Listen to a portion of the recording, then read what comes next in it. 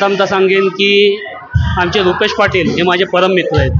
आम्ही एकत्र काम केलेलं आहे। शाखा प्रमुख असताना आम्ही एकत्र होतो। ते उमरखाडीची जबाबदारी सांभाळत होते, मी ताडदेवची सांभाळत होतो। आणि आता ज्या वेळेला 2 वर्षापूर्वी ज्यावेळेला आता शिंदे साहेबांच्या शिवसेनेत ज्यावेळेला प्रवेश केला आहे त्यावेळेला त्यांनी कामाचा झंझावत लावलेला आहे आणि आता ते उमरखाडीचे विभाग संघटक आहेत आणि त्यांच्या कामाची दखल आपणच नाही घेत आहोत तर विरोधक घेतात आहे।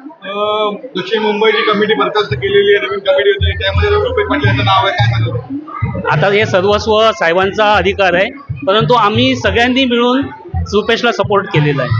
विधानसभेच्या निवडणुका लागणार आहेत आता 2 महिन्यामध्ये, काय सांगायचं? आम्ही तर साहेबांकडे मुंबादेवीची आता एकच सीट जी आहे ती मागण्याचा आम्ही प्रयत्न करतोय आणि आम्ही ती जर साहेबांनी आमच्यावर विश्वास ठेवला तर आम्ही तिथे विजयश्री नक्की खेचून आणू।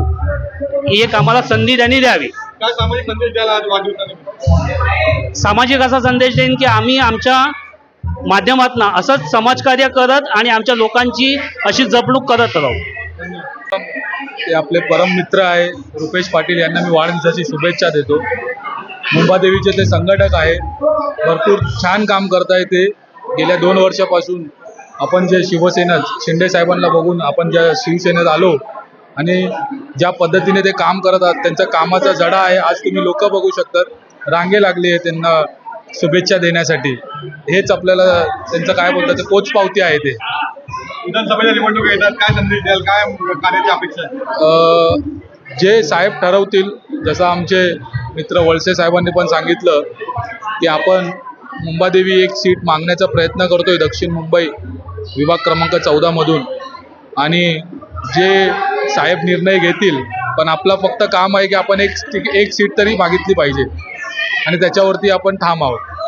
रुपेश पाटील साहेबांच्या वाढदिवसानिमित्त सर्वांनी ते उपस्थिती दाखवली, त्याबद्दल मी सर्वांचं मनापासून आभार मानते। कारण आज आपण बघू शकतो की त्यांच्यावरचं प्रेम आज दिसतं तुम्हाला इथे सर्वांची उपस्थिती खूप मोठ्या प्रमाणात आहे। यावरूनच आपण समजू शकतो की त्यांच्यावर लोकांचं किती प्रेम आहे। काय अपेक्षा आहे त्यांच्याकडनं आता की तुम्हाला वाढल्यात?